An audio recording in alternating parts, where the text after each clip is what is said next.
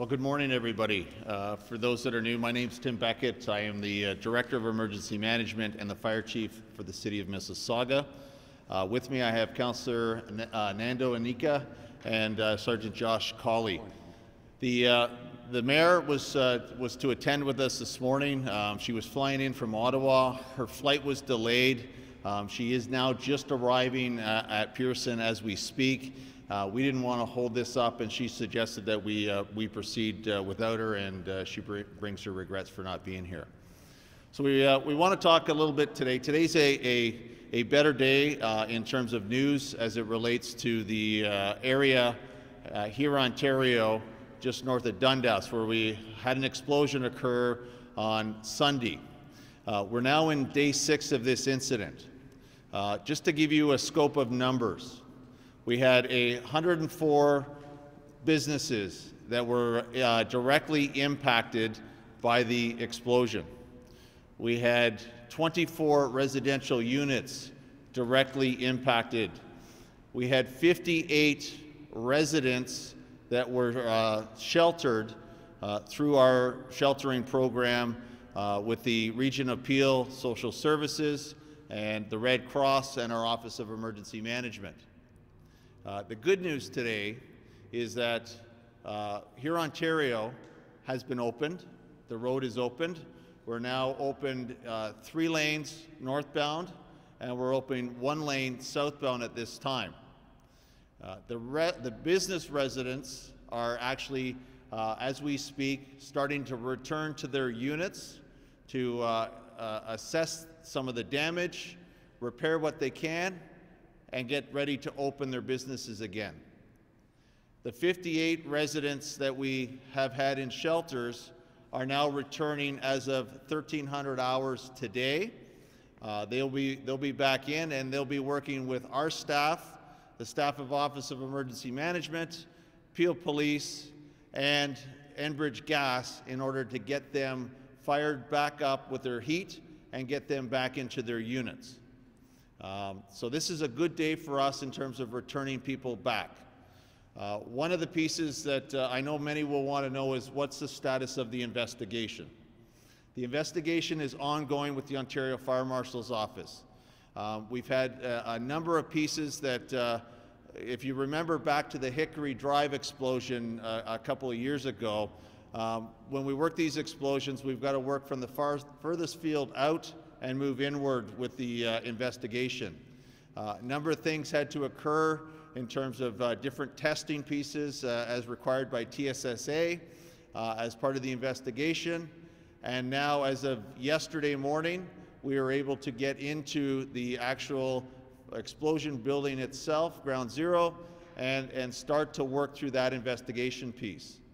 In speaking with the Fire Marshal's Office, they anticipate that their investigation, on-site investigation, will take them through till Saturday evening, at which time they will take anything that they have recovered and discovered and take it back for further analysis, work through their process, and then we can expect sometime over the next few months them to release the actual cause and what they've seen. So Saturday night we won't have a cause for you as of yet. It takes some time behind the scenes. So it's a good news story today. I want to turn it over to the councillor here to talk a little bit about on how his ward was impacted. Yeah. Councillor? Chief, thank you very much. Councillor Unica from Ward 7. I've had the privilege of being the councillor for 30 years, and ironically, I was born a kilometre from the explosion. Let me first say on behalf of Mayor Crombie, and Mayor Crombie's on her way back from the Big Cities Mayor's Conference. She wanted to be here. Of course, she and I have been in constant contact since the explosion. The first thought I wanted to pass along was on behalf of our emergency responders, Chief, to you, to all of the people involved, the Red Cross, the ambulance, everybody. I've got to extend my gratitude on behalf of the Ward 7 community.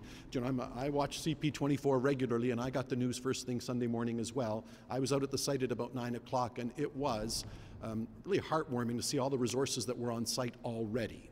which I thought was just marvelous. I could see it was well under control. We set up the command center at 2 o'clock, and again, right in the throes of it, we had vehicles there, transit buses there to move people to warmer shelter in Mississauga Valley.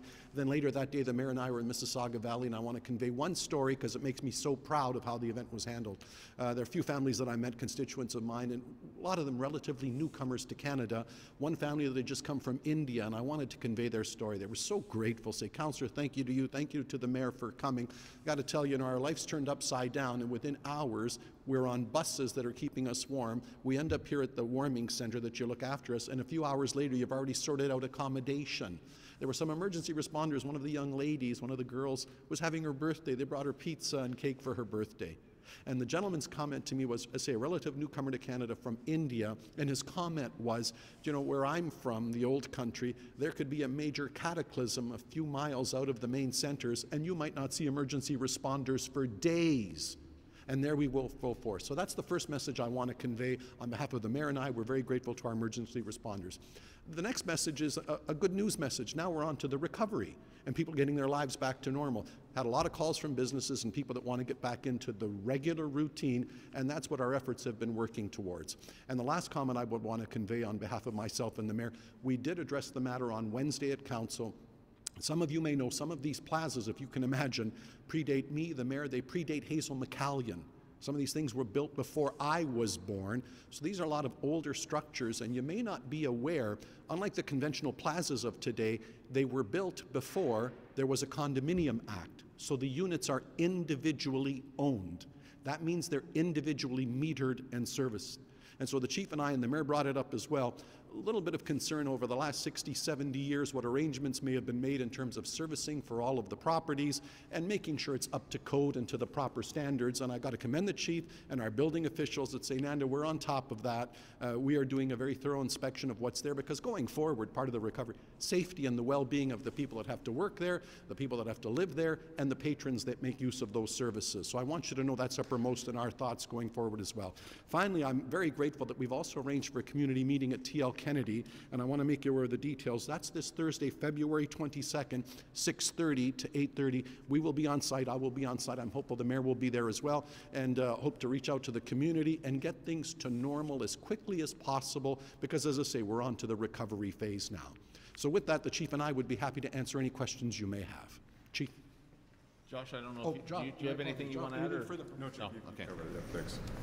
Chief, can you talk about the damage? You mentioned earlier that before people can get back in, business owners, or you have to structurally check out all these buildings. Are any of these buildings not self-contained, including the one where the explosion happened?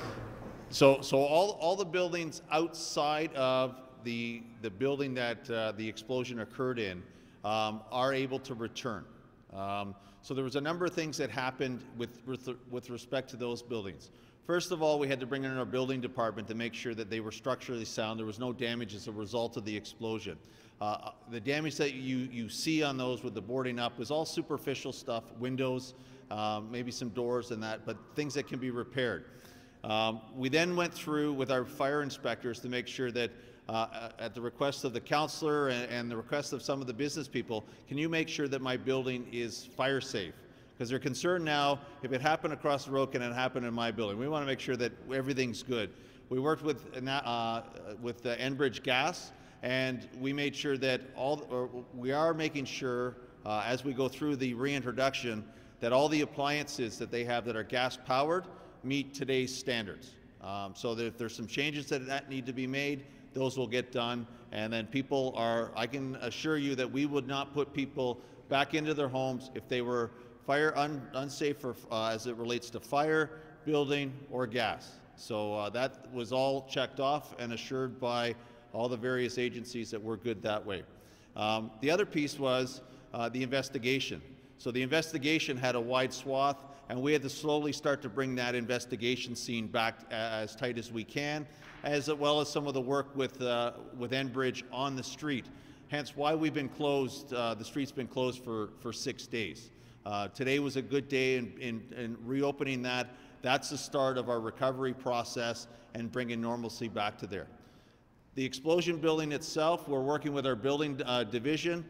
They are preparing orders today that will look at prohibit occupancy and then they'll be required to bring engineers in, reassess the damage there, and we'll make sure that that area is secure from a fencing aspect so that people can't get in there, and then it'll be turned back. When the fire marshal's office is done, it gets turned back over to the owners, and then the owners will have to work with the building department itself to comply with those orders before anything can happen in terms of reopening.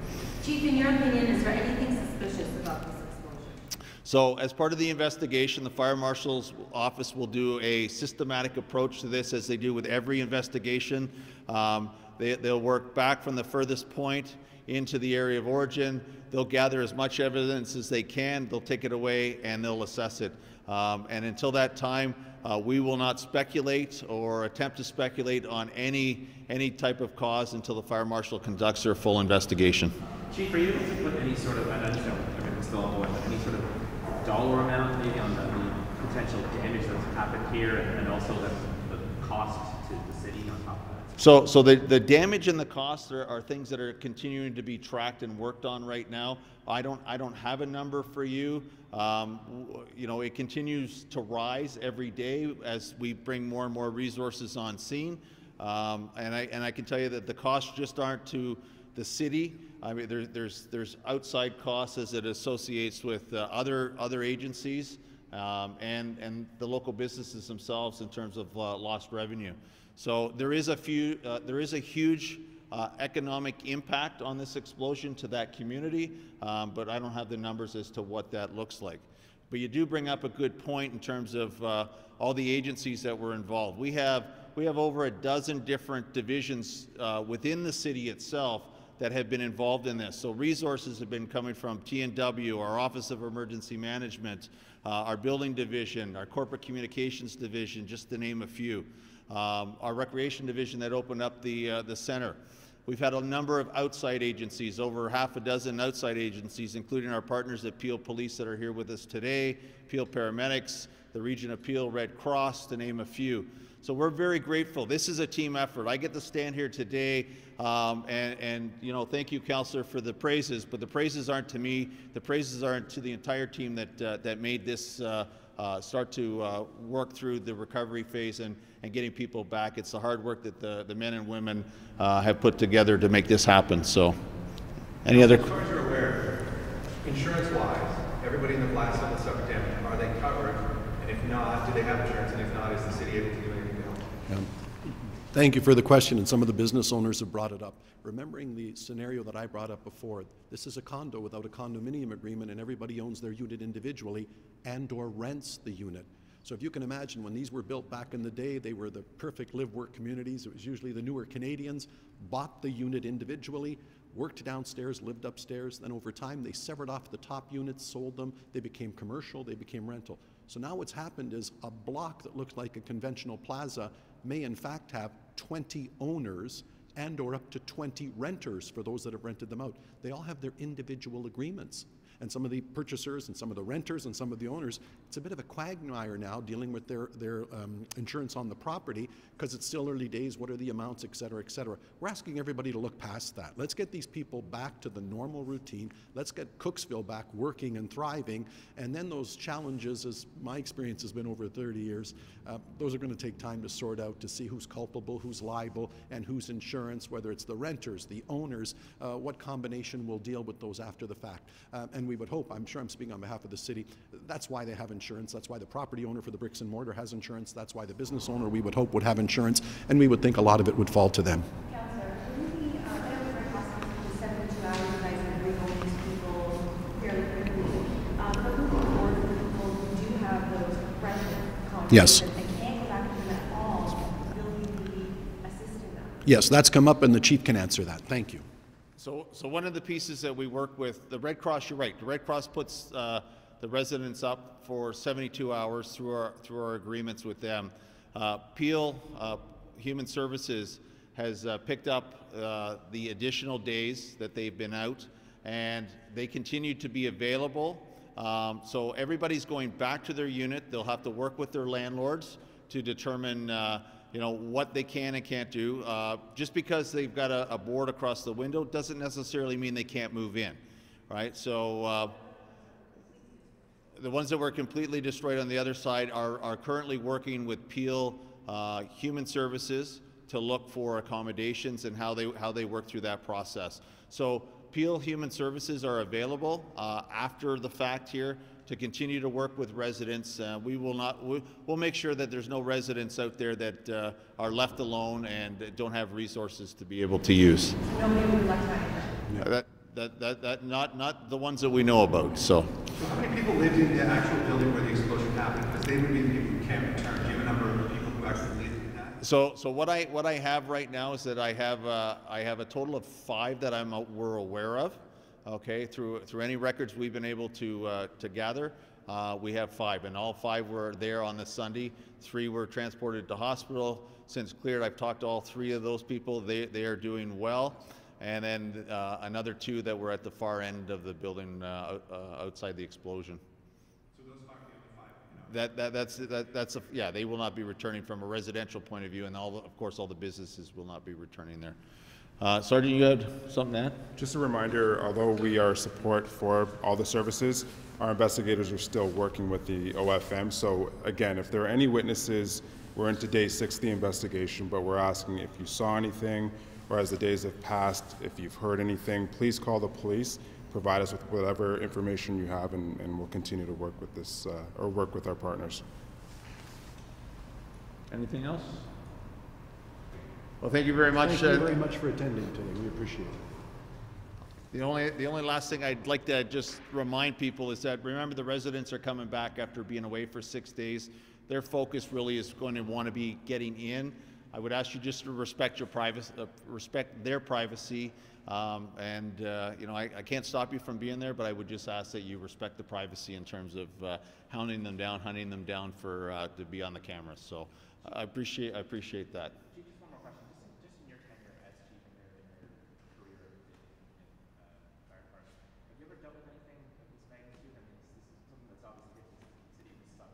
So Sunday's event was a much smaller event than the event we had on Hickory Drive back in 2016.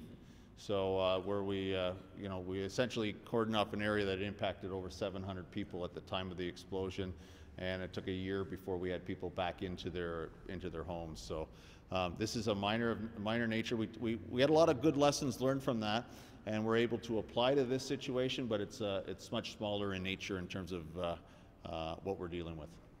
And one other message, if I could convey, allow me to be a little parochial and proud of my community. First of all, thanks to all the media that have covered the event so well. We're very grateful to you for getting the message out. But dare I say, on behalf of the mayor and I, you didn't catch us at our best. You've come out to the West End, for those of you from our suburban area to the east, and you haven't caught us at our best. You happen to be at the confluence of the area where that school next door we hope to rebuild with a brand new school and community center. Immediately to the north, the new GO train station's being built, $140 million. And right out in front, we're building our new LRT, and that'll be done in 4 years. Hope to see you all back in about 5 years and talking to the transformation when we can put our best foot forward and see the rejuvenation of this community. And in the interim, you'll see how everybody's life's gotten back in order, because we're very proud of the future coming to this area, and we'll get over this. Cooksville's a tight-knit community, a way station for a lot of the newer immigrants. They all have extended families and friends. And as I said, this is Cooksville. We'll get over this. Thank you very much.